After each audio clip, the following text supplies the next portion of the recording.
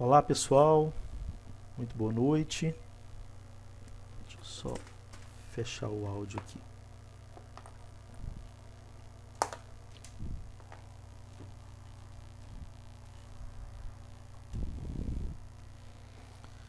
Então sejam bem-vindas, disciplina Psicologia Organizacional, professor Carlos William, hoje dia 18 de fevereiro.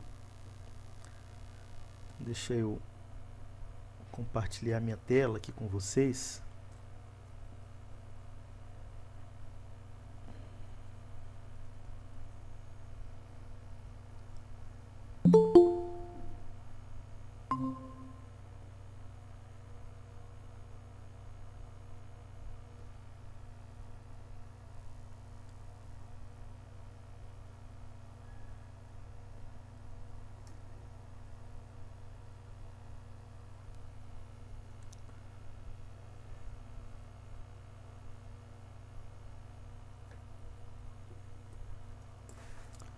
Só um minuto que meu outro computador aqui deu um problema, resolveu desligar.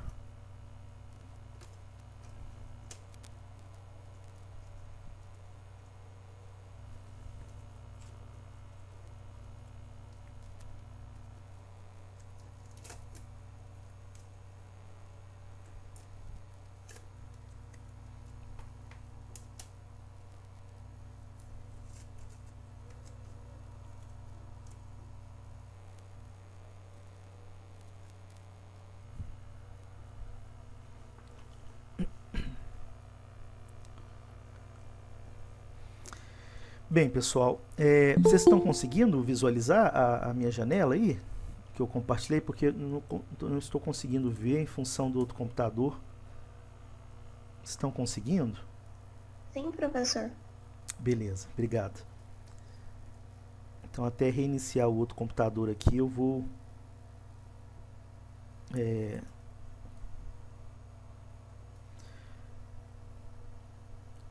não vou conseguir visualizá-los, mas vamos lá. Então sejam todas e todos bem-vindos.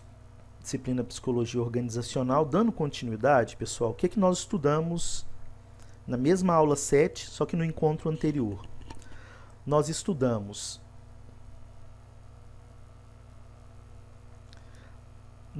estudando dentro da linha da psicanálise, e na psicanálise nós estudamos, freudiana. Nós estudamos os conceitos de inconsciente, pré-consciente e consciente. Esse é o mecanismo da nossa psique que Freud nos apresentou. O grande elemento aí é que Freud apresenta o inconsciente como o grande orientador do comportamento.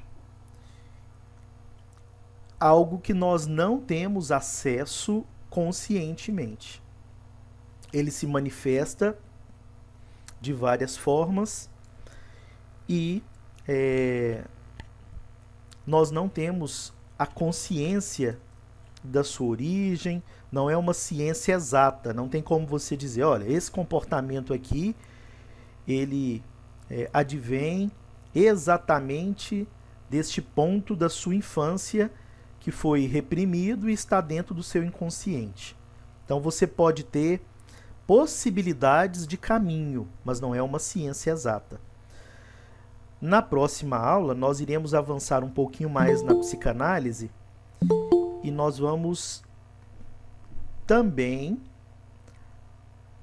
analisá-la na perspectiva das organizações, das empresas, das instituições, tá bom? Por enquanto, nós estamos verificando o comportamento do indivíduo. E Freud também nos trouxe... Permitir aqui os colegas entrarem. Freud também nos trouxe, além desses mecanismos da nossa psique, quais? Esses três. Inconsciente, pré-consciente e consciente. Ele nos trouxe também os três elementos da nossa personalidade. Ele nos apresenta que nós temos o id. O id está vinculado ao elemento mais primitivo do nosso comportamento. Então, por exemplo, quando nós extravasamos um comportamento raivoso, talvez descontrolado, saiba que neste momento é o id que está dominando o nosso comportamento. Então nós temos de um lado o id, que está vinculado ao comportamento mais primitivo que nós podemos expressar, e em contrapartida, em relação ao id, nós temos o extremo oposto, que é o superego. O superego, ele está vinculado às normativas, aos padrões, aos aspectos culturais que nós estamos inseridos. E nessa perspectiva, ele é um controlador do nosso comportamento. E no meio, nós temos o ego. O ego, ele também é moral, mas ele é pragmático e ele é voltado para a realidade. É o que eu estou vivendo agora. E aí nós temos sempre essa dualidade entre o id e o superego em conflito. Nós vamos verificar agora nos mecanismos de defesa como muitas vezes nós deixamos nos dominar pelo id, ou outras vezes deixamos-nos dominar pelo superego. Então, a depender de qual dos dois domina ou acentua mais o nosso comportamento, nós temos a partir daí os mecanismos de defesa, que é o que nós iremos falar dos principais. Existem vários mecanismos de defesa da nossa psique para que possamos continuar na tranquilidade possível aí entre id, ego e superego. Só um minutinho que eu estou tentando entrar no outro computador aqui também, para que eu possa ter a visão da mesma forma que vocês estão tendo aí dos slides. Então vamos lá, vamos entender. Nós falamos do id, do ego e do superego, então isso foi tratado no encontro anterior.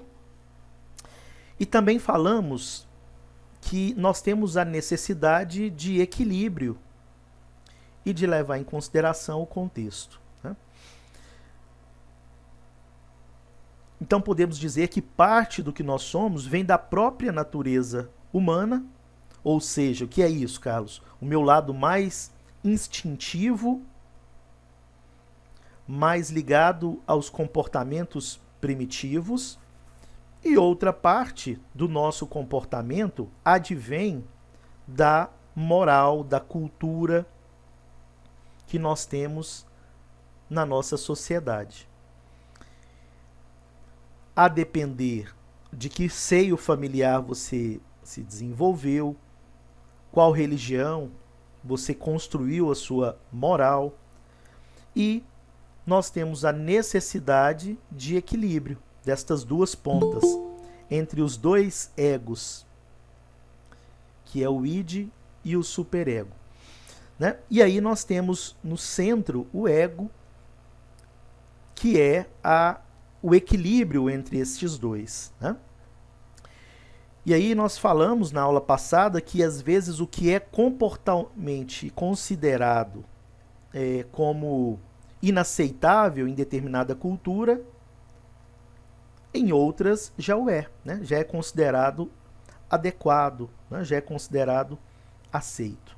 Então falamos disso e falamos do mecanismo de defesa, introduzimos o conceito de mecanismo de defesa. Então o ego, ele busca estar ali no meio. Se você buscar no Google a imagem dos 3 níveis da personalidade de Freud, o id, o ego e o superego, você vai encontrar algumas figuras que mostram o ego ali no meio, segurando o id e o superego. Ou aquela figura clássica apresentada nos desenhos da Disney, mostrando de um lado o diabinho e do outro lado o anjinho, né? Como se o id fosse o diabinho e o anjinho fosse representado pelo superego. E nós somos o ego, né? O que estamos vivendo agora. Então o ego ele visa amenizar estes conflitos, né, por vias naturais, usando a razão, usando a consciência. Mas ele necessita, né, de artifícios para equilibrá-los. E aí que entram os mecanismos de defesa que todos nós o temos. São mecanismos que nos permitem continuar, que nos permitem não surtar. E detalhe, pessoal, estes mecanismos, eles prevalecem no inconsciente, eles são inconscientes, eles vêm sem passar pelo aspecto racional do indivíduo, né? Então, eles apresentam para a pessoa a realidade tal qual ela não é. Por isso, eles trabalham na perspectiva do inconsciente. Então, vamos ainda nessa parte introdutória. Agora eu vou aumentar o slide aqui, ficará melhor para explanar. Então, os mecanismos de defesa, embora apresentem a realidade na perspectiva inconsciente do indivíduo, portanto, distorcida, ajudam a preservar a nossa saúde mental.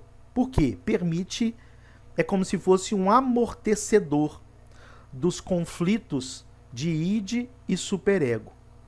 Então é uma maneira da gente descarregar a energia que é acumulada pelas várias situações cotidianas, que nós não podemos dar vazão, nós não podemos correspondê-la de imediato.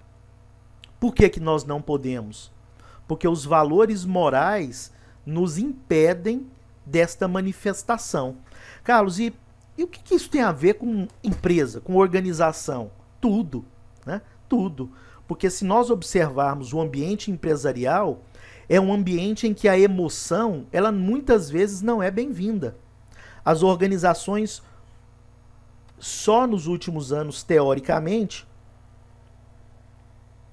os estudos organizacionais nos apontam para saber aproveitar os aspectos emocionais no ambiente de trabalho. Vocês devem ter estudado isso a partir da teoria das relações humanas. É isso, Giovana. Segurar o choro, as emoções muitas vezes não são bem-vindas no mundo do trabalho. Inclusive, foi o tema que eu trabalhei esta semana na disciplina Comportamento Organizacional. Agora, as melhores organizações são aquelas que sabem aproveitar, que criam um contexto organizacional menos tóxico e que permite, a partir daí, que as emoções sejam melhor aproveitadas. Uma vez que é uma ilusão querer retirar as emoções do ambiente de trabalho, porque ela estará, mesmo que você, enquanto gestor, não queira, mesmo que você, enquanto administrador, não queira, mesmo que você queira adotar o que muitas escolas da teoria organizacional adotaram, defenderam, e muitos gestores defendem nos dias atuais ainda, por ignorância, e o conhecimento nos liberta. O que é que eles defendem? Olha, emoção é da porta para fora da organização. Aqui é lugar de racionalidade. Aqui é lugar de profissionalismo. Como se nós tivéssemos um botão aqui que a gente apertasse e aí fôssemos capazes de ligar e desligar as nossas emoções. Então as emoções estão, a despeito de querer ou não querer, presentes no mundo do trabalho. Então, vamos dar um exemplo de como o mecanismo de defesa nos permite sobreviver. É como se nós dessemos a nossa pincelada na realidade, para que ela fosse menos dolorida, para que esta realidade nos causasse menos dor. Então, aqui nós vamos mostrar os vários mecanismos que Freud nos aponta, não são todos, mas pelo menos os principais, e vamos dando exemplos no contexto das organizações. Então, ao ser chamada a atenção pelo chefe e não poder revidar, porque até esta correção que foi feita partindo do pressuposto que ela era uma correção necessária, a pessoa engole a raiva, né? Nós já ouvimos essa expressão. E é isso mesmo, a gente coloca para dentro a raiva que nós não tivemos condições de colocar para fora. Pela autoridade presente na organização, pelas normas ali estipuladas. Então esta raiva, ela vai ser descarregada de alguma maneira. Já que não foi possível descarregá-la em quem provocou a situação. Portanto, isso vai para o inconsciente da pessoa. Tudo vai para o inconsciente. E a pessoa inconscientemente, ela tem que continuar, ela tem que sobreviver, ela tem que amenizar esta frustração. Ela vai utilizar os seus mecanismos de defesa para poder expressar a sua raiva. Então, as energias acumuladas pelos contratempos cotidianos terão que ser descarregadas de alguma forma. Você vai dar vazão de alguma forma a isso, às frustrações que são normais, né? E aí nós temos o id, o superego e o ego. De um lado o id, de outro lado o superego e no centro o ego, presentes no dia a dia dos indivíduos. Vamos verificar os mecanismos de defesa, ou também chamados mecanismos de ajustamento comportamental. Um indivíduo, uma situação muito corriqueira. Um indivíduo acorda atrasado, a gente quase não acorda atrasado, né? Um indivíduo acorda atrasado, na cultura brasileira parece que é uma constante, né? O desrespeito aos horários. Mas o indivíduo acorda atrasado para uma reunião importantíssima. Inclusive, esse acordar atrasado pode estar vinculado a elementos da psique. Mas vamos ficar aqui só neste exemplo. Ele acordou atrasado para uma reunião, e aí ele procura uma determinada roupa para vestir. E aí ele tem uma surpresa de encontrar essa roupa toda amassada, suja ou na máquina de lavar. E aí ele explode comportalmente. Vem a explosão. Aos gritos, ele reclama dizendo: eu não sei o que acontece nessa casa. Toda vez que eu tenho um compromisso importante e procuro esta roupa para vestir, uma roupa que eu quero vestir adequada para o momento, ela nunca está no lugar ou limpa. Esta casa está virando uma bagunça. Bate a porta e vai embora. Neste momento, é óbvio quem está ali no comando das emoções, né? Neste momento é óbvio que tudo que ele disse foi para alguém que cuida destas tarefas na casa. Pode ter sido a mãe dele, ou a empregada, ou a esposa. E quem dirigiu a emoção? Quem sentou ali no manche e está pilotando esta aeronave, ou sentou ali como piloto aí? Foi o id. O id manifestou. Ele deu vazão ao comportamento mais primitivo. Foi o id que dominou no comportamento. Porém, na ida para o trabalho, ele sente um remorso pelo comportamento que teve, pela explosão de emoções. E aí pensando que ele não precisava agir daquela forma, daquela maneira. Afinal, né, são tantas coisas para aquela pessoa que eu descarreguei a minha raiva tem, né, por fazer. E aí quando ele tem esta reflexão, quem senta na cadeira do piloto? O superego, né? É o superego falando: calma, id, dá licença, id, deixa eu sentar aqui e conduzir um pouco esse processo. É o superego se manifestando. Quando ele volta para casa, tentando resolver a situação, ele pede desculpas pelo ocorrido, ou traz um buquê de flores, uma caixa de bombom, abraça a pessoa pedindo desculpa, etc, etc, etc. E aí é o ego se manifestando. O ego é a ação, né? Então o ego é equilibrando as coisas. Bem, voltando, portanto, aos mecanismos, neste exemplo, o ego ele não agiu por vias naturais. Ele utilizou mecanismos de defesa. Por vias naturais, a pessoa vestiria outra roupa e iria embora sem explodir. Afinal de contas, é só uma roupa, né?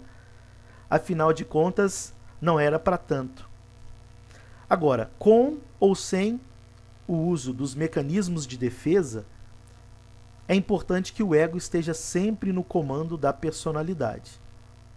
Porque se o id se assenta na cadeira de piloto, nós vamos ter a explosão, o comportamento biliar, que é da bilis, né, produzida pelo fígado.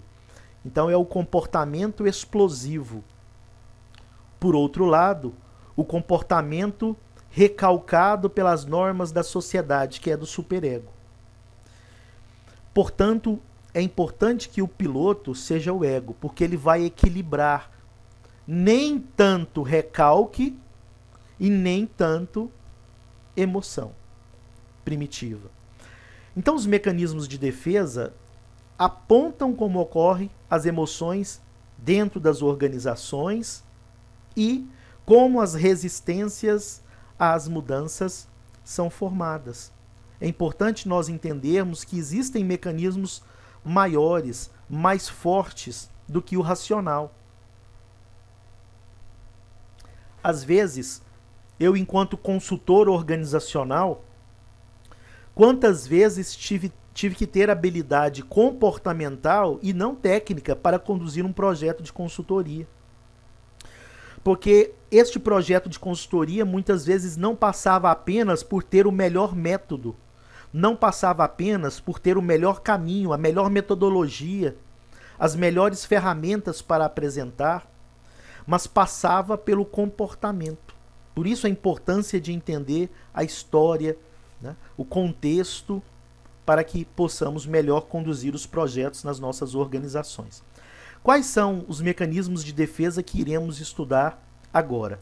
Ato falho, lapso, sonhos. O sonho é uma oportunidade de extravasar o que está no nosso inconsciente. Freud, inclusive, tem um livro todo dedicado à questão dos sonhos, né? À interpretação dos sonhos, a entender o que está por trás dos sonhos. Quando a gente fala em interpretação de sonhos na perspectiva freudiana, pessoal, não é que lá no livro de Freud ele vai dizer, se eu sonhar com isso, quer dizer isso, isso ou aquilo outro. Não é nesse sentido, é entender o mecanismo do sonho, tá bom? A racionalização, um mecanismo de defesa, é um amortecedor aqui, COFAP, né? um amortecedor top, um amortecedor de muita, que a gente usa muito, que é racionalizar para doer menos. A racionalização, vamos entender, a projeção, então eu projeto no outro aquilo que eu gostaria de ser, né? E aí por isso que, ao ver no outro o que eu não tenho condições de ser, porque eu sou recalcado pelo meu superego, o que eu faço? Eu projeto como mecanismo de defesa a reprovação do comportamento alheio. Aqueles que são muito preocupados com a moralidade do comportamento alheio estão utilizando o mecanismo de defesa de projeção, porque eles não suportam um comportamento que eles, no inconsciente, gostariam de ter. E não podendo dar vazão a isso, porque o superego sentou na cadeira do piloto, o que ele faz? Ele projeta. Ele projeta a sua frustração no outro. A reação de conversão, falaremos. As doenças psicossomáticas. o deslocamento são os mecanismos de defesa que iremos estudar aí nesta 1 hora e pouco que vamos conversar. Então vamos ao primeiro, um dos mais conhecidos, aquilo que escapole, que o inconsciente aparece um pouco, mostra sua cara e desaparece, o chamado ato falho. Lembrando que a psicanálise, que é o pano de fundo que nós estamos estudando, para falar para vocês a linguagem da tecnologia da informação, que é a linguagem que vocês tão bem, alguns até nativos digitais são, linguagem que vocês tão bem conhecem, é como se o sistema operacional que nós estivéssemos usando, assim como tem o Windows, Linux, iOS e etc., o nosso sistema operacional é a psicanálise, né? E nós temos, né, vários aplicativos para entender o comportamento dentro desse sistema operacional. Então nós vimos uma configuração desse sistema operacional que passa, né, esse sistema operacional pelos 3 níveis: inconsciente, pré-consciente e consciente. E vimos também os 3 níveis da personalidade: id, superego e ego. Então, em relação ao primeiro mecanismo de defesa, o ato falho. Então é aquele nome que eu troco, aquela palavra que era para dizer uma palavra e sai outra, datas, caminho, eu estou indo para um lugar quando eu deveria ir para um lugar, quando eu me dou conta, eu estou indo para um outro sentido. Então, olha um exemplo. O executivo pede, né, ao motorista de táxi que o leve para o hotel X, quando na verdade ele está hospedado no hotel Y. Então, agendar erradamente a data de uma reunião importante são exemplos de possibilidades de ato falho. Lembrando que aqui nós não estamos falando de uma ciência exata, tá bom? Às vezes, esquecer o lugar que eu vou pode estar ligado a um problema de memória, né? Pode estar ligado a algo fisiológico, tá? Não é toda a situação que nós podemos encaixá-la como ato falho. Mas os atos falhos, eles podem indicar situações que foram mal resolvidas, como todas as que nós vamos ver aqui. Todas são situações mal resolvidas que foram para o inconsciente. Então, os atos falhos devem ser atentamente observados. Eles são sintomáticos. Possuem um valor revelador de alguma coisa que a pessoa tenta ocultar. Então, atenção, né, nos atos falhos, porque geralmente o que nós falamos é o que nós gostaríamos de dizer mesmo, mas o inconsciente veio do inconsciente. Nós não falamos isso porque o nosso superego está abafando ou o id está querendo dar vazão. Tá bom? Ato falho. Outro exemplo de mecanismo de defesa são os lapsos. Então, lapsos, vocês conhecem esta palavra, são os esquecimentos. Volto a dizer, nem todo esquecimento é um lapso. Então, segundo este autor, Silva 2001, página 42, e toda vez que eu cito o ano e eu cito a página, trata-se de uma citação direta. O que é uma citação direta?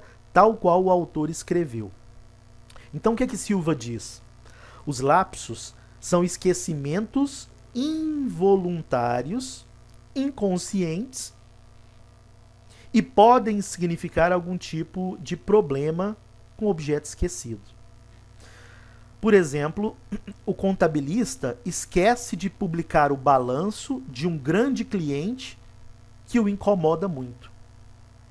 Não foi algo, né, que ele queria, de forma proposital. Mas o ato falho, o mecanismo de defesa de lapso ocasionou este esquecimento fruto do inconsciente. Como ele não podia responder para o cliente que o incomoda tanto, para não perder este cliente, o que ele fez? inconscientemente, ele esqueceu de publicar um balanço que deveria ser publicado. Então, é um esquecimento involuntário diante, né, de uma reação que eu gostaria de ter, mas ela foi represada. Muitas vezes, então, esquecemos coisas porque no nosso inconsciente associamos a pessoa ou a situação atual a uma situação ou pessoa que vivemos no passado. Né? Nós fazemos o tempo todo associações. Então, nosso colega de classe nos pede um livro emprestado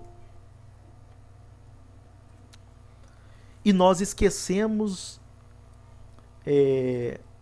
de trazê-lo durante vários dias consecutivos e pensamos, eu gosto dessa pessoa, por que eu estou esquecendo de trazer o livro que ele me pede? E o problema não é a pessoa, mas uma característica física dela, ou um contexto que o inconsciente faz uma associação a uma situação que eu vivi no passado e que foi mal resolvida, que faz ela esquecer sem entender o porquê. Pode ser, por exemplo, no passado, na sua infância, ela sofria muito para emprestar os seus brinquedos para o irmão mais novo, que tinha o padrão de danificar o brinquedo que ele recebia.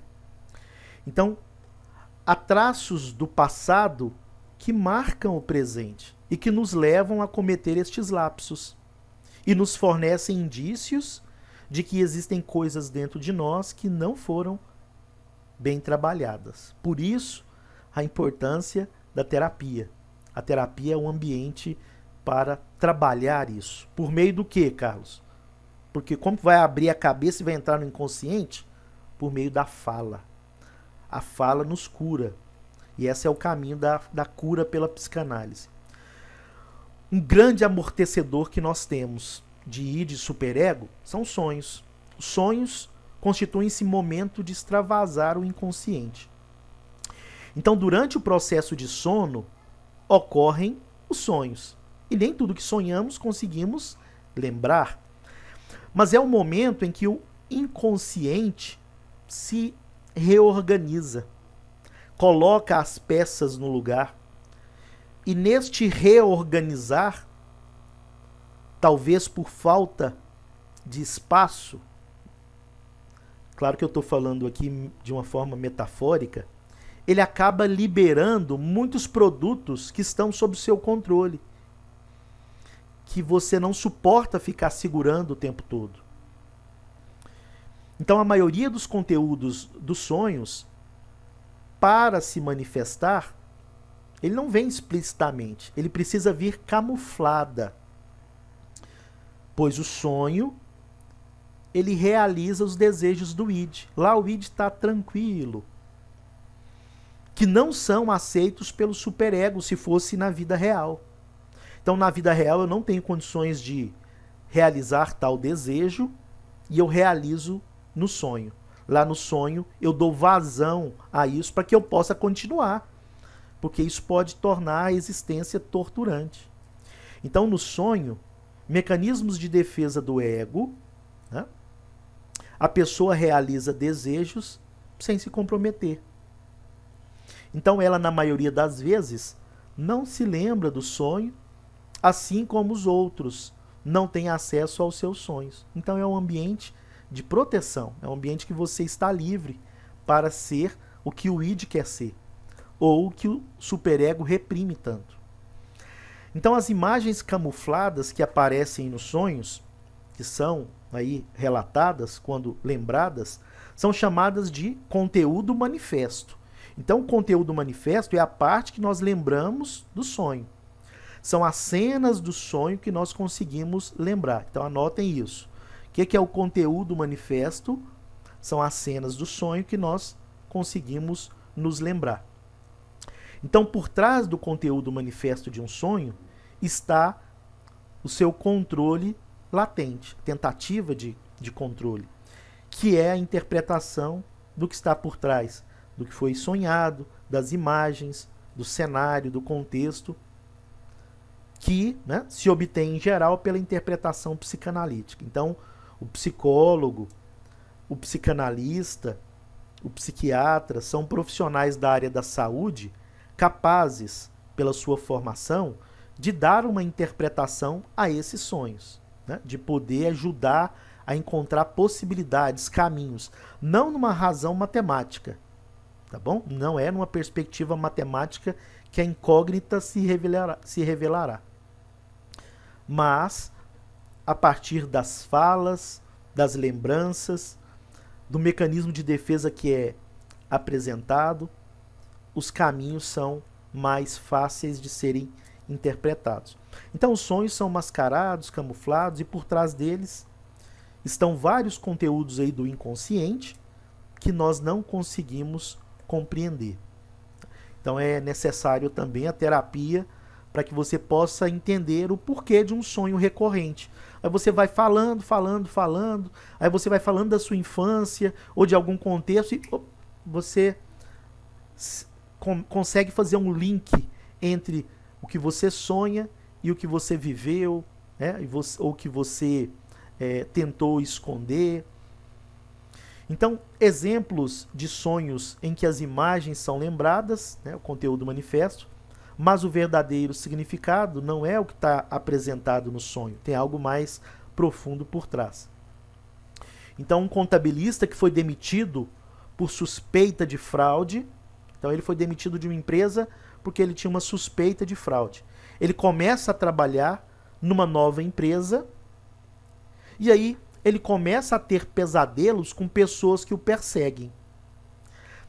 E aí você, né, ao verificar pessoas que me perseguem, isso está associado com a experiência que ele viveu, né, no emprego anterior.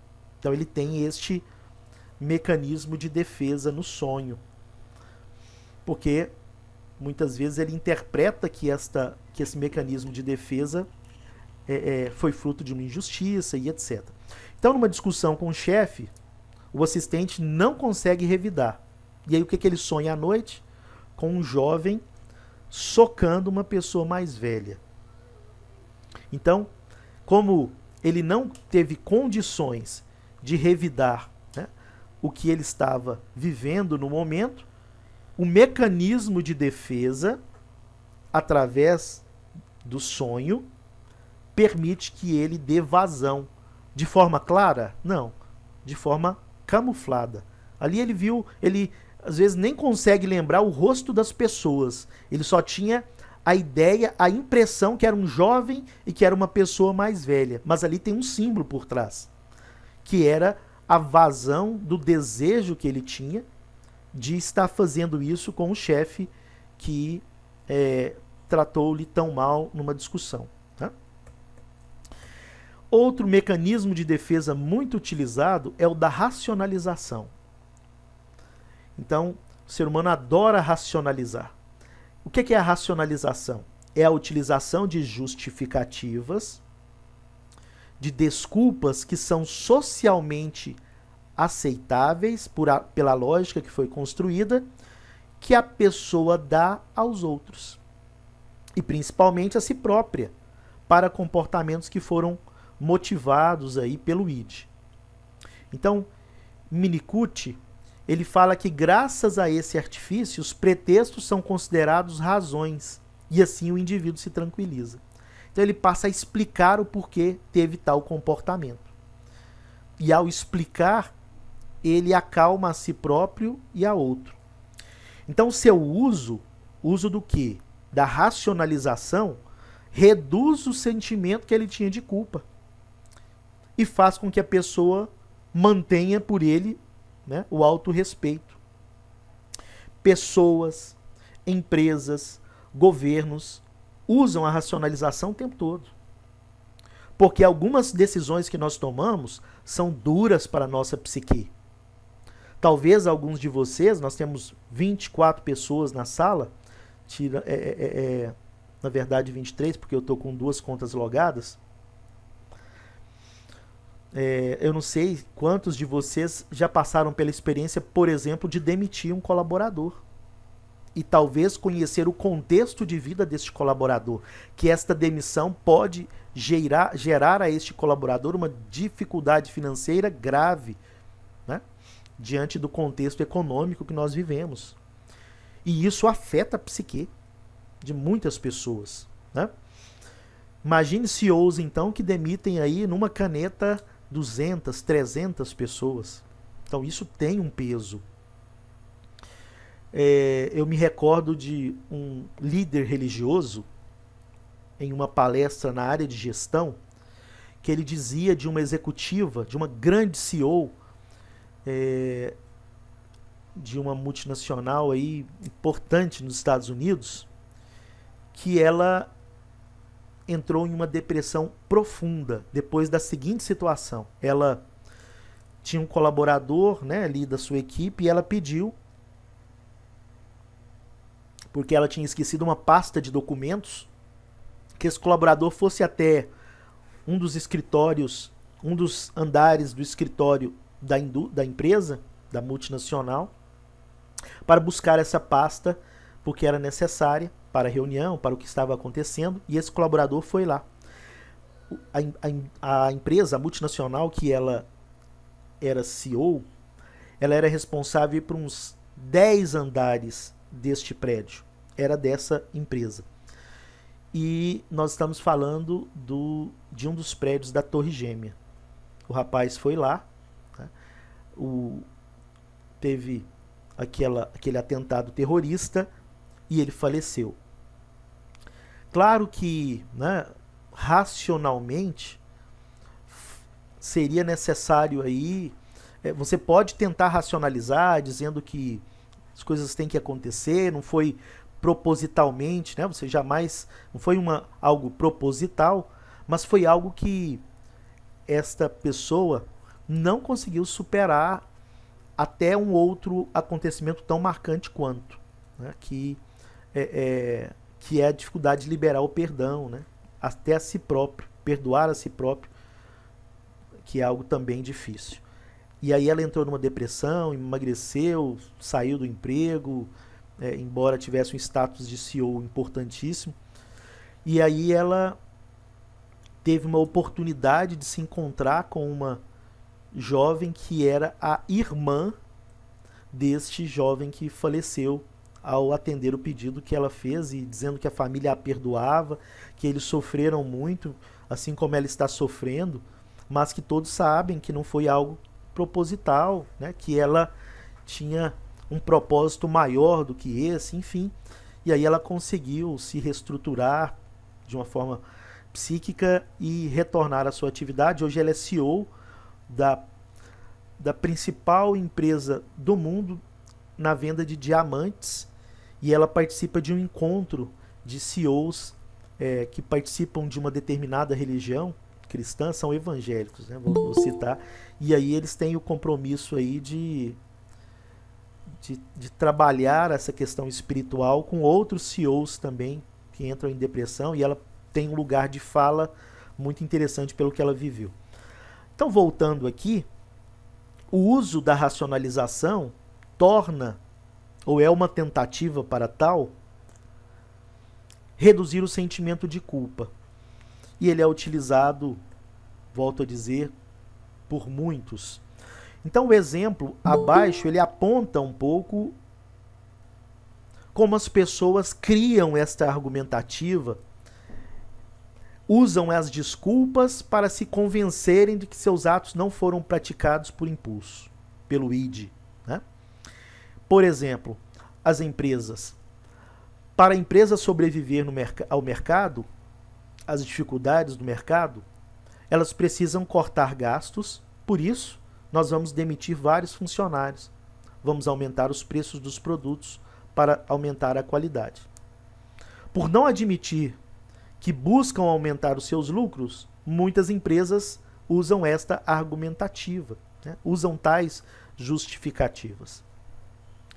Assim como algumas empresas, Pessoal, conseguem me ouvir? Parece que deu um problema de conexão. Tá tudo bem? Deu uma travadinha aqui. Sim, professor. Obrigado, Bárbara. Assim como, imagine executivos de uma grande indústria na área de cigarros. Todos sabem dos malefícios que os cigarros provocam. Mas algumas destas indústrias realizam projetos sociais importantes de forma que possam criar na cultura organizacional da empresa um mecanismo de defesa de racionalização para que os executivos não entrem num colapso de contrassenso e possam continuar trabalhando nesta organização, por maior que sejam os malefícios do produto que essa organização oferece. São exemplos de mecanismos de defesa que são criados. Narrativas, é uma palavra que está muito na moda por conta do cenário político, mas é uma narrativa criada que gera em mim uma condição de continuar. Porque se não fosse, ela seria muito pesada. Então, governos, por segurança, vamos destruir os nossos inimigos. O governo tenta se convencer de que é justo. E quando usa medidas drásticas, é para proteger o seu povo contra um inimigo, né? Contra uma ameaça externa. Esta é a lógica por trás de todas as guerras, ou até de absurdos ocorridos no mundo, como o Holocausto, né? A escolha por parte de um líder de uma nação, lembrando que esta nação, né, a Alemanha, ele não foi colocado lá, não foi colocado lá vindo de um outro mundo, não, ele foi colocado lá pelo voto, né? E por um tempo, tal discurso dele foi racionalizado e foi aceito por uma boa parte da população, por mais abjeto e absurdo que ele possa ter sido, né? Mas talvez a fragilidade daquele povo, né, comprou esta narrativa de superioridade de raça. Então, soube aproveitar muito bem este líder, né, genocida que foi Hitler. Pessoas, como podem utilizar a racionalização? Ela compra um perfume caro, que talvez seja o valor aí de 80% do seu salário, sei lá, 50% do seu salário com um item apenas, mas ela, para poder continuar, para poder se confortar, ela diz: eu mereço, porque trabalhei muito este mês. Então essa é a desculpa que a pessoa dá a si mesma para que ela possa continuar convivendo com a situação de ter comprado um perfume tão caro, mas que ela desejava tanto. E o consumo, ele é um ato irracional. O consumo, ele ocorre pela emoção. Tanto que, por exemplo, no mercado automobilístico, tenta-se ao máximo vender o carro para o masculino e não para o feminino. Porque a mulher, ao comprar o carro, ela tende a racionalizar mais do que o homem. Tanto que quando o casal vai realizar uma compra, o vendedor tem que focar na esposa, na mulher ou na companheira, porque ela que é o ponto de inflexão da venda. Isso também em relação a imóveis, em relação a outros aspectos aí que a mulher tende a racionalizar mais do que o homem. Nós vivemos uma cultura do consumo. E criar uma narrativa, a propaganda, né, nada mais é do que a criação de uma narrativa, de um storytelling, de contar uma história para que a gente possa comprar sem nenhuma culpa. Mas voltando aqui, então a racionalização não é mentira, por duas razões. A mentira, ela é um ato consciente, enquanto a racionalização é uma ação inconsciente. A pessoa acredita nessa narrativa. A mentira, ela é uma tentativa de convencer a quem, pessoal? De convencer ao outro. Enquanto a racionalização é uma tentativa de convencer a quem? A nós mesmos. Tá bom? Então essa é a diferença, se atenham a isso. E a projeção? Nós falamos um pouco a respeito dela. Por exemplo, a homofobia, muitas vezes, ela é uma projeção. É um mecanismo de defesa de projeção. Em que a pessoa flerta com esta possibilidade recalcada pelo seu superego, e aí ela, vendo este comportamento projetado que ela gostaria de ter em outrem, ela cria uma ojeriza ao comportamento alheio. Então ocorre quando a pessoa atribui a outra pessoa um desejo seu, como se fosse a outra pessoa que estivesse desejando. Então são atribuídos desejos que por alguma razão a pessoa não admite que ela pode ter, pela construção moral dela. O superego sentou na cadeira do piloto e está comandando. E acaba por atribuir tal desejo a outra pessoa e acusá-la, né? E apontar o dedo o tempo todo para o comportamento de outra pessoa que na verdade ela gostaria de se comportar assim e não se comporta porque talvez não tenha os atributos físicos que a outra pessoa tem, a crítica quanto à roupa que outra pessoa veste, ao comportamento que outra pessoa tem. Exemplos disso. Então, olha só, o aluno pergunta ao professor se ele não tem uma maneira mais fácil de ensinar, quando na verdade é o aluno que está com dificuldade de aprender. Nós vamos falar do professor também? Olha que situação. Pouco antes do término da aula, o professor diz uma célebre frase. Vamos parar por aqui, porque vocês estão cansados. Na verdade, ele está cansado e projetou o cansaço dele no aluno. Então, quando todos os alunos estavam ali concentradíssimos, prestando atenção e não reclamavam de cansaço. Mas o professor ele projetou o próprio cansaço nos alunos. É uma argumentação muito utilizada, né? É um mecanismo de defesa muito utilizado. Acusar o outro daquilo que ele é.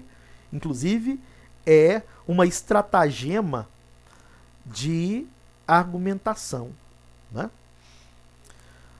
Dei uma olhada depois no livro de Schopenhauer, né, que fala sobre as estratagemas, as estratégias de argumentação, como vencer um debate sem ter razão. Claro que não é esse o objetivo, né, de vencer sem ter razão, mas de ter ciência dessas possibilidades argumentativas e a partir delas poder neutralizá-las. Isso pode ser muito útil para a negociação, mas pode ser muito útil para vocês na construção de um TCC, porque o TCC ele depende de uma argumentação, né?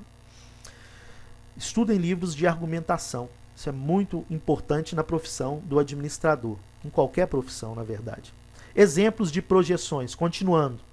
Numa discussão, o diretor administrativo acusa o diretor financeiro de ser autoritário, sem perceber que ele é tão ou mais autoritário que o acusado, né? Então, muitas vezes, o acusador tem o comportamento e ele acusa justamente para abafar o comportamento presente na sua persona. Uma mulher critica a outra por achar suas roupas ridículas e extravagantes. Muitas vezes, a projeção não está nas roupas, mas na ousadia que a criticada tem e que ela não tem. E que ela gostaria de ter, mas é recalque, né? Ela abafa isso que ela tem. Pessoal, calma. Todos nós temos mecanismos de defesa. Isso está presente em toda a nossa psique. Porque talvez ao expressar aqui, alguém pode estar... Nossa, eu já tive esse comportamento. Todos nós, em algum momento, demos vazão ao nosso inconsciente para podermos amenizar a nossa continuidade. O dono de uma empresa acusa um contabilista de fraude no balanço, quando, na verdade, foi ele quem passou os dados necessários ao balanço. Então, ele atribui a outro a culpa que é dele. Quem, né, nunca viveu com este contexto, ou até foi o ator principal deste contexto, de acusar o outro de uma falha que, na verdade, está vinculada ao comportamento dele, algo que ele deveria ter feito. Isso acontece demais no mundo das organizações, no ambiente do trabalho, no mundo do trabalho, né? Segundo Banov, a projeção inclui consideravelmente no modo de se interpretar o comportamento de outras pessoas. Então, ela é muito a interpretação do outro, a partir do que eu gostaria de ser. É aquela brincadeira, né, que a mulher vivia reclamando que a vizinha ou homem, tanto faz aqui, né? É uma piada até muito, é uma análise muito machista que é apresentado, como boa parte das observações na nossa sociedade, que é machista, patriarcal e etc. Mas qual é a fala, Carlos? É aquela em que a pessoa está falando, nossa, olha lá que vergonha, a vidraça da outra pessoa, ela não lava, né? Parece ser uma pessoa muito suja, e tal, tal, tal. E quando, na verdade, o que está sujo é a sua vidraça, e não a casa ou a vidraça do outro vizinho, né? Então é aquela até questão bíblica, né? De olhar o defeito do outro sem, às vezes, o defeito está na trave, no próprio rosto, no próprio olho, né? Me desculpe.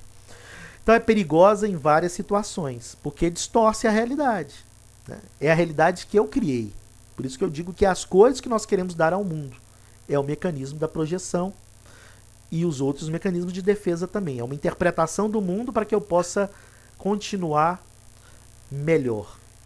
Então, quando intervém numa avaliação de desempenho, por exemplo, o gerente inconscientemente vê no funcionário, todos esses mecanismos de defesa são inconscientes, vê no funcionário aspectos que não precisa em si mesmo, que não aprecia em si mesmo, justificando a avaliação do funcionário. Então ele é muito rigoroso na avaliação dos colaboradores, porque ele percebe no comportamento dos colaboradores um comportamento que está nele, né? Então, a projeção ela pode interferir numa negociação, numa tomada de decisão, tornando elas enviesadas, direcionadas, tendenciosas. Quando o gerente vê na pessoa com quem está negociando características que ele próprio não aceita, que estão nele, acaba não negociando com a outra pessoa, retirando-se da negociação. Então é importante ressaltar que a projeção, assim como todos os outros, é inconsciente. Ah, Carlos, mesmo na racionalização, ela é inconsciente? Sim. A pessoa cria narrativa sem perceber. Ela está o tempo todo justificando, por meio da racionalização, um comportamento que vem, né, sem ela dominar, do inconsciente. Reação de conversão. Começa a ficar um pouco mais profundo aqui os mecanismos de defesa.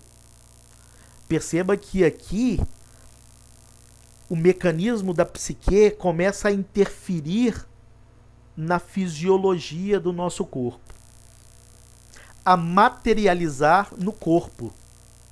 Vamos lá. Então, o que é a reação de conversão?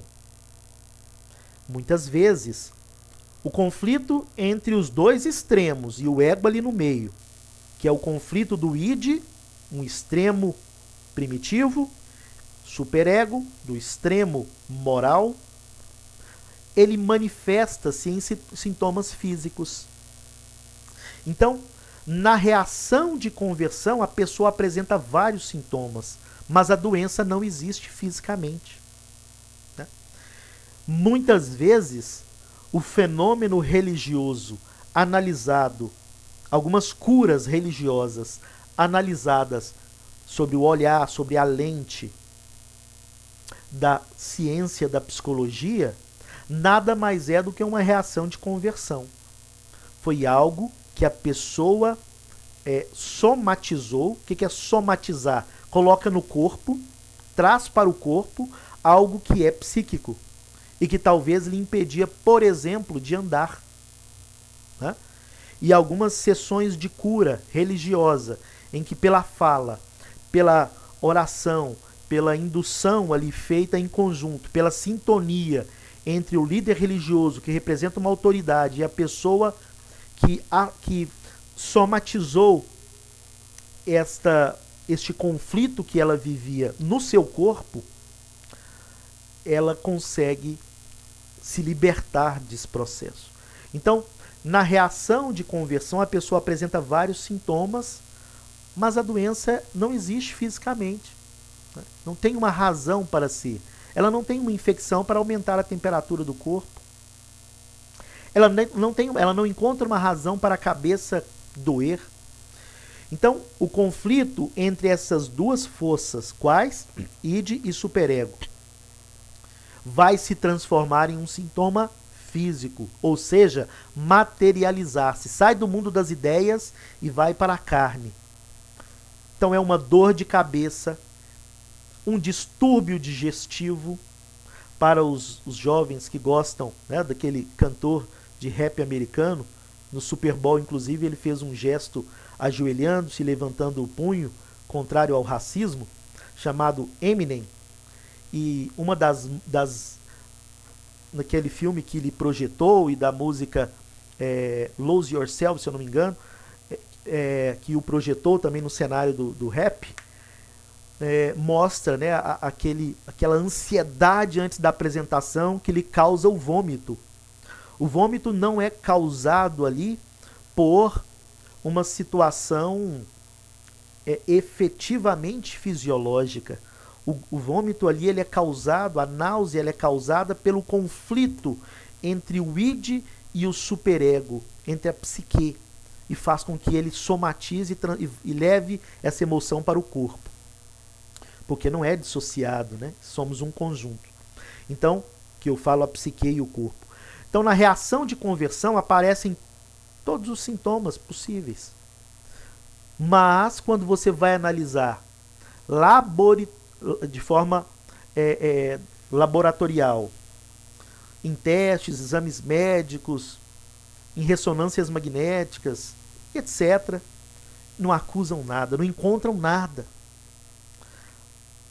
Por isso que alguns vão para o caminho da fé mesmo, né? Porque faz todos os exames, não se encontra o que tem. É uma reação de conversão. A doença é psicológica. Os conflitos emocionais transformam-se em sintomas físicos. Agora, infelizmente, nós temos profissionais que não são da área da saúde, que nem se intitulam como profissionais, que atuam como, né, realizando estes mecanismos aí de conflitos emocionais e de curas, né, por meio da indução, da tentativa de entender melhor esse fenômeno. Exemplos, portanto, de reação de conversão. Os programas de computadores da empresa foram mudados. Mudou drasticamente o programa que a pessoa estava acostumada a usar. Ela usava o programa X, já dominava o programa e tudo mais. E durante o treinamento, uma pessoa que resiste a utilizar o novo programa apresenta problemas de visão quando ela olha para a tela. Não consegue enxergar. Fica turva a visão. Conversão, reação de conversão. Ela faz exames e quando ela faz os exames não detecta nenhum problema. Quando está lá no consultório oftalmológico. Reação de conversão. A pessoa vai fazer... Eu vivenciei isso várias vezes. Eu fui examinador de trânsito durante uma época na minha vida. A tensão do exame para a obtenção da CNH é tanta, alguns de vocês passaram por isso, que ela não consegue controlar a perna. Por mais que você fale, calma, aqui do seu lado está um ser humano como você, né? Não estou aqui para te reprovar ou para te aprovar, você vai fazer, vamos dirigir, dar uma volta aqui. Mas a pressão, tem uma pessoa te olhando que você não conhece, um ser humano estranho ali, a pressão de ver muitas pessoas sendo reprovadas, mexe tanto com a sua psique que a perna da pessoa, e principalmente a perna que controla a embreagem, né, a perna esquerda, pula tanto que ela não consegue controlar, é incrível, né? Ela fica com a perna ali incontrolável. São as emoções, né? É o inconsciente agindo no corpo. Ela racionaliza o processo, mas você explica para ela, mas não resolve. Ela tem que passar por essa experiência. No dia da prova, o aluno sente náuseas, dores de cabeça. Então a pressão que ele traz, né, na sua psique se materializa em uma dor de cabeça. Então no dia que, um outro exemplo, que o contabilista tinha uma reunião importante para explicar um problema a respeito do patrimônio da empresa, ele não pôde comparecer, pois ele não parava de ter vômito, de vomitar. Os sintomas desaparecem quando a reunião foi cancelada ou não foi marcada uma nova data. E quando se aproxima a nova data, ele volta a sentir os mesmos sintomas. é reação de conversão. Como que eu resolvo isso, Carlos? Conversando a respeito, colocando para fora, né? Tentando compreender para que o inconsciente vá, né, se manifestando. Agora, nós temos as doenças psicossomáticas. Aí é mais grave ainda. Estamos falando dos mecanismos de defesa dominando ainda mais. Aqui é a somatização mesmo. O que é somática? É ir para o corpo, somar ao corpo. Então, doenças psicossomáticas. Nas doenças psicossomáticas, a pessoa tem o sintoma e tem a doença. Na reação de conversão, você faz os exames médicos, não encontra nada. Aqui você tem a dor de cabeça e quando você faz o exame, está lá. Você tem um aumento de pressão, por exemplo. Então, ao fazer os exames, constata-se que a pessoa tem realmente gastrite. Só que a gastrite, ela advém das emoções mal administradas, que reflete na bilis, que solta aí os sucos gástricos no estômago, que corrói as paredes estomacais, gerando as úlceras, as gastrites, etc, etc, etc. Claro, isso pode ser ligado a outros problemas também, alimentares, até genéticos e etc. Mas um dos caminhos é a doença psicossomática. É um mecanismo de defesa que realmente gera doença.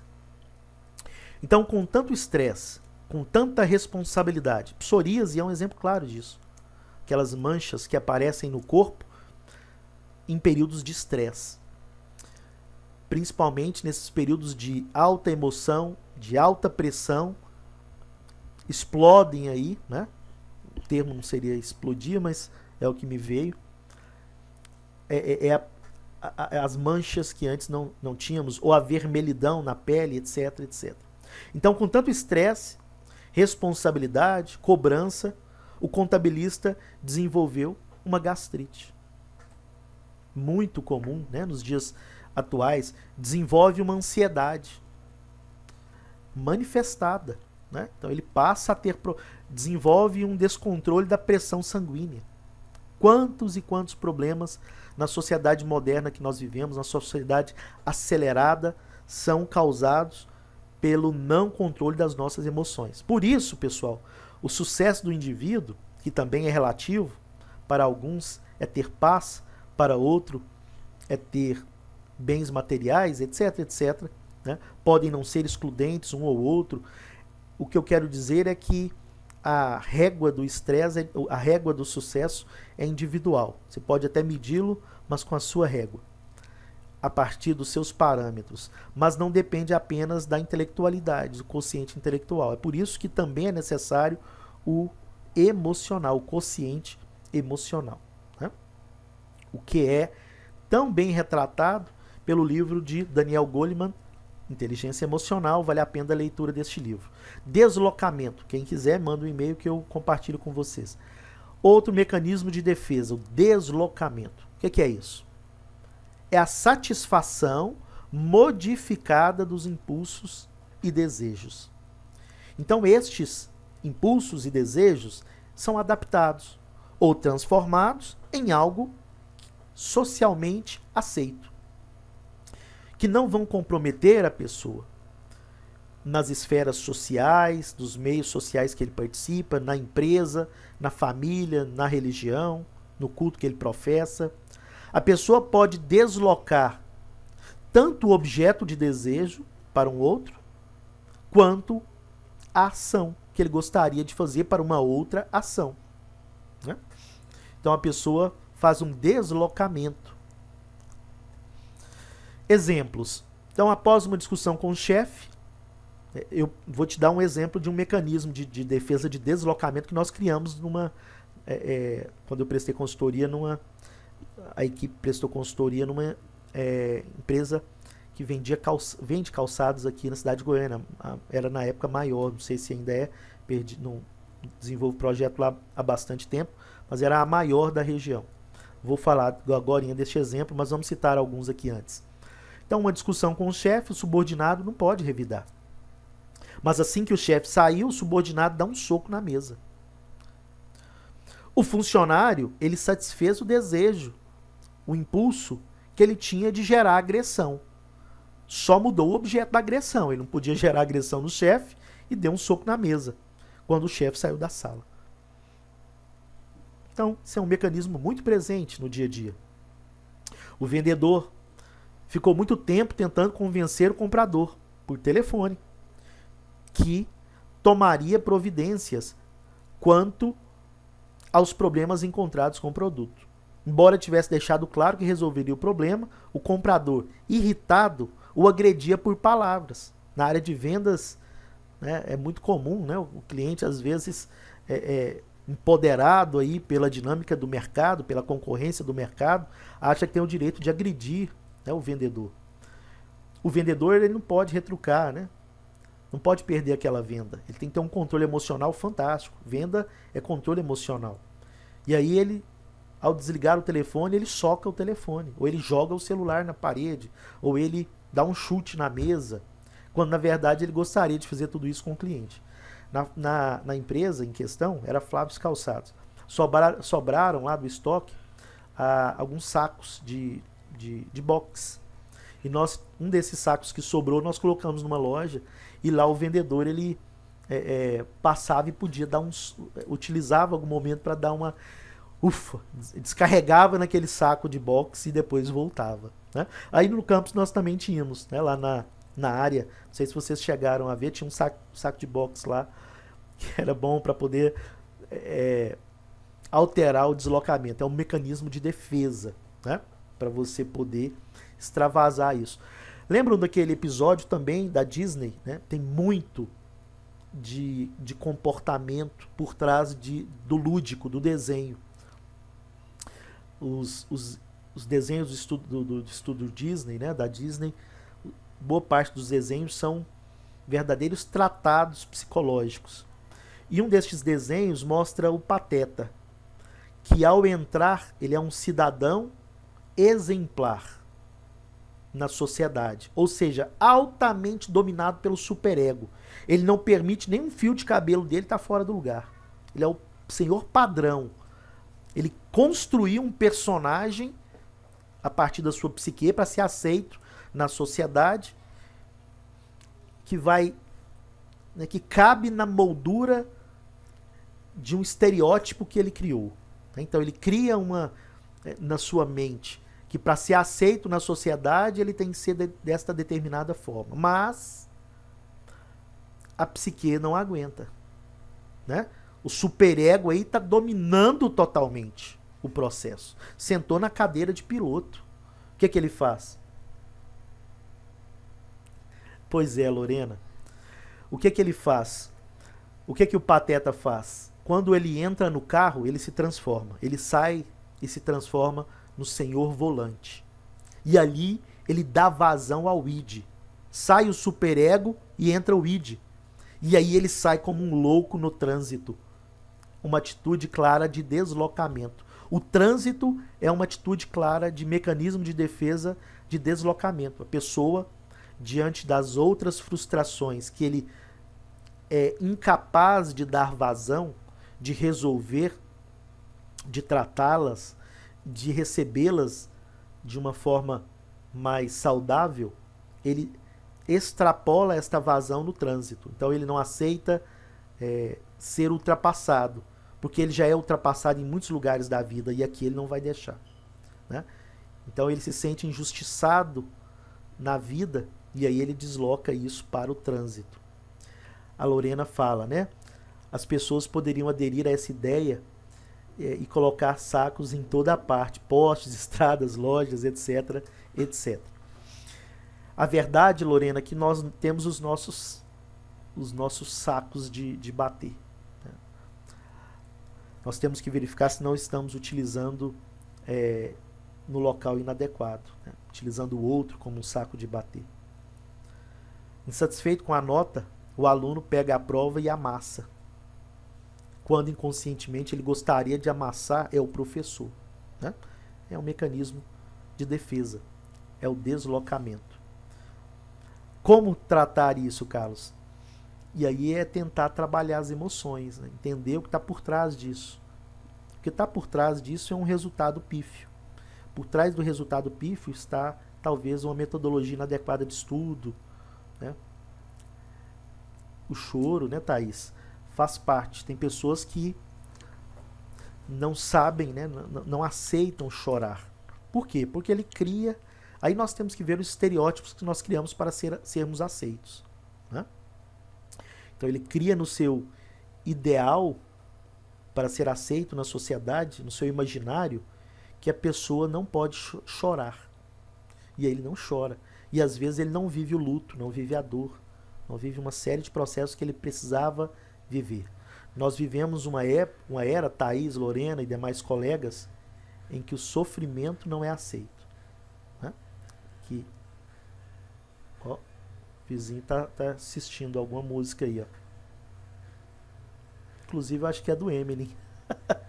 Que interessante colocar esta música logo quando falamos de Eminem aqui.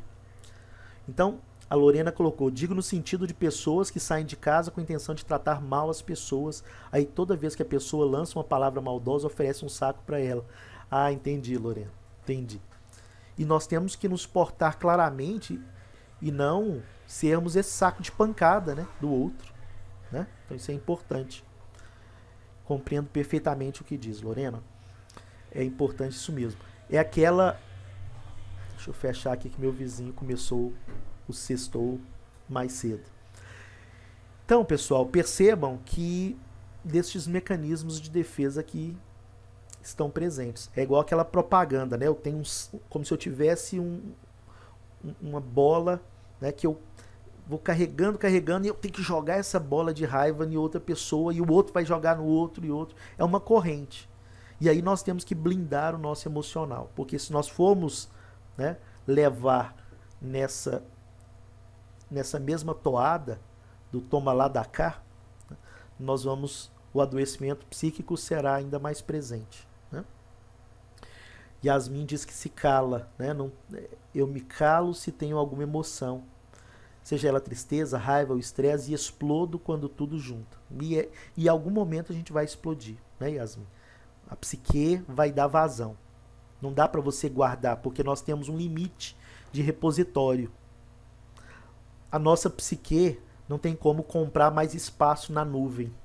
Tem um limite.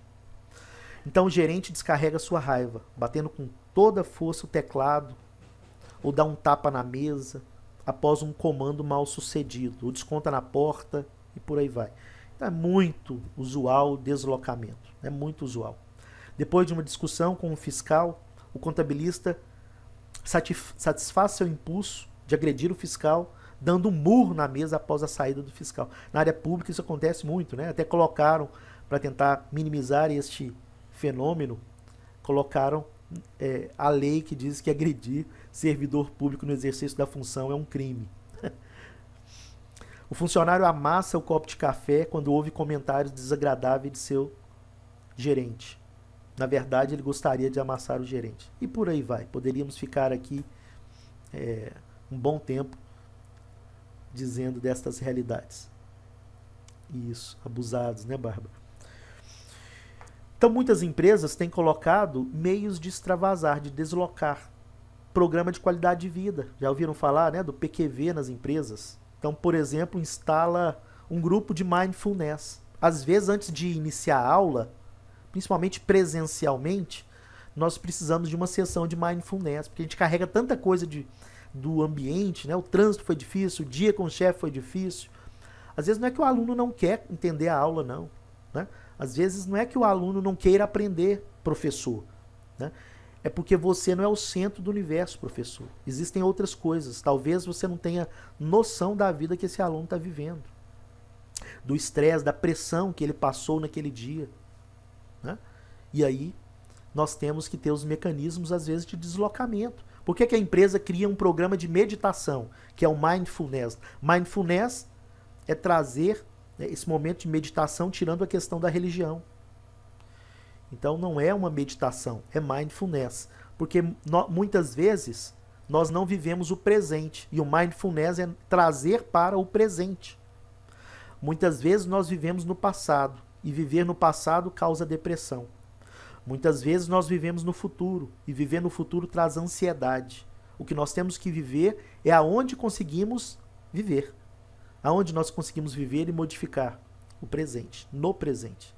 O passado, eu não tenho como voltar e resolvê-lo. O que eu posso fazer é ressignificá-lo. E existem mecanismos de ressignificação, né? Principalmente o lúdico, a meditação, são modelos de ressignificar o passado. Programação neurolinguística, embora não seja científica, né? Parece um nome muito pomposo, muito científico, mas as comprovações são pífias, mas tem resultados, como outros podem ter. Você pode colocar, por exemplo, eu tenho isso aqui, ó. Eu não acredito nela, tá? Só um minutinho. Aquela brincadeira, né? Eu não acredito nas bruxas, mas que que existem. Eu tenho uma pulseira aqui, ó, da Acmos. Eu até comprei de um professor que vendia aí da nossa unidade, professor Antônio Jorge, e eu coloco ela. Essa pulseira tem alguma comprovação científica? Nenhuma. Raios ultravioletas melhora o seu balanço energético. Bullshit, bobagem, nada disso. Mas ela gera uma modificação? Gera. Por quê? Psicológica.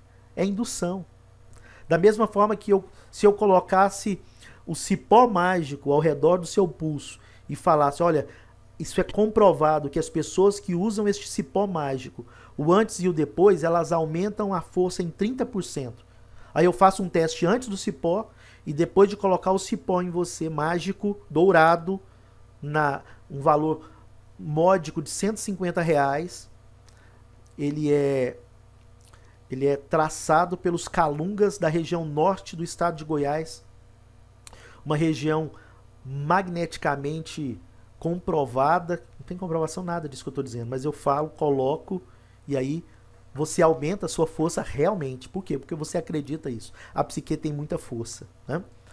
Mas voltando aqui, outra ação que muitas empresas fizeram, um programa de saúde para o funcionário, academias que funcionam como forma de deslocamento, porque as academias muitas vezes estão lotadas. Os templos religiosos estão lotados. São mecanismos de defesa, são mecanismos de deslocamento.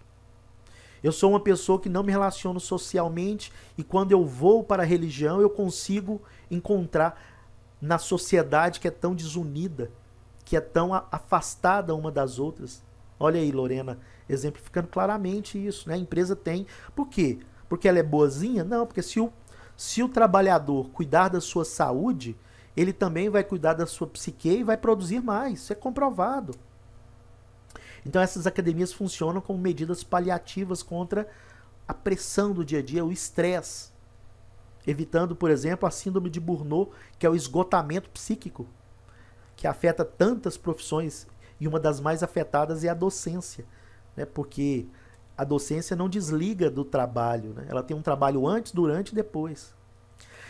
Mas voltando aqui, como meio de fazer com que as pessoas descarreguem de maneira socialmente aceitável todos os contratempos que teve que vivenciar no seu dia a dia. Então os cultos, os grupos de apoio são fantásticos, né? Porque ali eu canto, eu levanto a minha mão, eu louvo e tudo mais, e quando eu saio com um banho na alma, que é um banho da psique, né? Claro que eu posso olhar isso com um viés religioso, e cada um coloca a lente da religião que o deseja, que lhe faz mais sentido. Então, mecanismos de defesa ajudam o indivíduo, desde que não sejam que eu vá só para o mecanismo de defesa, que eu viva no mecanismo de defesa. Aí é onde nós temos os problemas, né? Ele acaba sendo, é como se eu vivesse na Matrix, né? Inclusive é uma das argumentações que muitos pensadores futuristas, né, falam do metaverso que virá aí.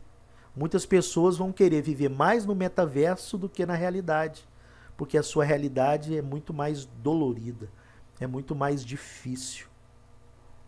Assim como alguns fazem o deslocamento para animais, porque o animal ele tem afeto, ele tem carinho, mas ele não revida.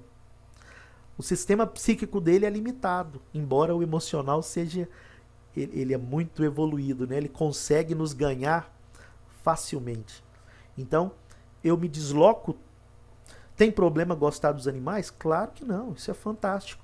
Agora, eu não ter nenhuma vida social e ter vida apenas com os animais, aí é um deslocamento em que eu estou exagerando o mecanismo de defesa. Porque o animal não vai contra-argumentar com você. O animal ele não vai apresentar os seus defeitos. E aí eu começo a criar estereótipos, né, que muitos dizem. Uma frase dita de boca cheia, né, eu prefiro os animais do que as pessoas. Mas, na verdade, eu tenho dificuldade de lidar com as pessoas, né? Isso aqui é a questão, e as pessoas também são difíceis de serem lidadas. Então, a utilização prolongada e inconsciente desses mecanismos de defesa, né, de ajustamento do indivíduo, podem lhe afastar da realidade. Tudo bem, os animais são maravilhosos, mas existe uma realidade que eu tenho que lidar, que são as outras pessoas. Elas não desaparecem, elas continuarão, né? Então vai nos afastar da realidade objetiva, impedindo o indivíduo de enfrentar os seus problemas, que ele tem um problema de relacionar com o outro, né?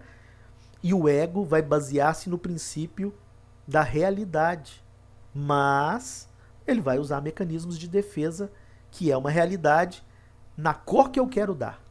Este é o mecanismo de defesa. É o mundo pintado pelas cores que eu quero pintar. Então é importante observar que os mecanismos de defesa são inconscientes, nós já falamos isso, estamos frisando ainda mais. Quando estamos negociando com uma pessoa e percebemos que ela está usando o mecanismo de defesa, podemos colocar outra pessoa na negociação, né? Deixar a negociação para uma outra oportunidade. Então é para isso que nós estamos apresentando os mecanismos de defesa, para entender quando eu estou utilizando e para entender quando o outro indivíduo está utilizando também. Então no cotidiano são vários mecanismos de defesa e não são, aqui eles são apresentados de uma maneira que foi criada didaticamente por Freud. Mas na verdade nós somos um conjunto de mecanismos de defesa, vários. Algum pode se, né, aparecer mais do que outro, mas o ser humano ele não é uma máquina em que você consegue isolar uma parte e falar aqui ele usou mecanismos de defesa. Às vezes eles estão associados também, tá? Que nós apresentamos ele em conjunto de uma maneira didática. E na próxima aula nós vamos falar sobre a sexualidade psíquica nas organizações. Nós temos as fases do desenvolvimento sexual. Todos nós passamos por ela. Só que alguns, por terem passado por algumas dessas fases, por exemplo, a fase oral e tantas outras, e não ter vivido bem esta fase, não ter superado essa fase, a psique do indivíduo ainda está nessa fase. Então nós vamos falar da sexualidade nas organizações. Não é de assédio sexual, não é isso que nós estamos falando. Nas fases do desenvolvimento sexual, que a depender dela, acaba influenciando a cultura da organização. Tem organização que está em determinada fase do desenvolvimento sexual, porque a maioria dos indivíduos que ali estão nesta fase. Vamos estudar na próxima aula cada uma dessas fases, trazendo estas fases para o contexto da organização: oral, anal, fática, de latência e genital. Vamos falar de cada uma delas, tá bom? Então, muito obrigado, pessoal. Um bom final de semana. Antes de saírem, deixa eu fechar o compartilhamento de tela. Lembrando que nós temos uma atividade que é para ser entregue hoje, né? Já até passou um pouquinho o prazo de entregá-la. Não deixem de fazer, tá? E escrevam, por favor, no chat a palavra presente. Muito obrigado, tá? Pela companhia de vocês. Espero ter sido útil. E tá virando de vai. Usem com moderação os nossos mecanismos de defesa. Um forte abraço. Tchau, tchau, pessoal. Ismael, você gostaria de falar algo? Você abriu o microfone? Foi sem querer? Pois não, Júlia.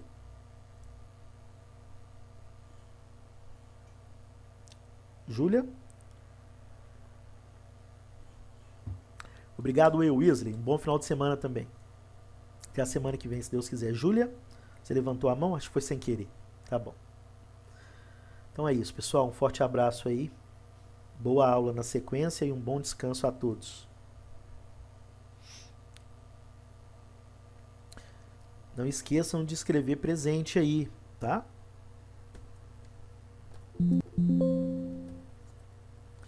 Janaína.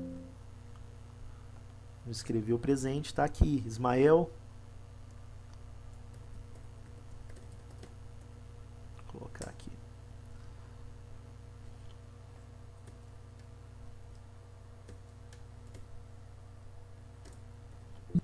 Ítalo, escreveu presente? Só ligou o computador e saiu, Ítalo. Deixa eu colocar aqui, Ítalo. Ítalo. Janaína, tá aí? Também não tá na frente do computador, não. Até mais, pessoal. Deixa eu finalizar aqui a gravação.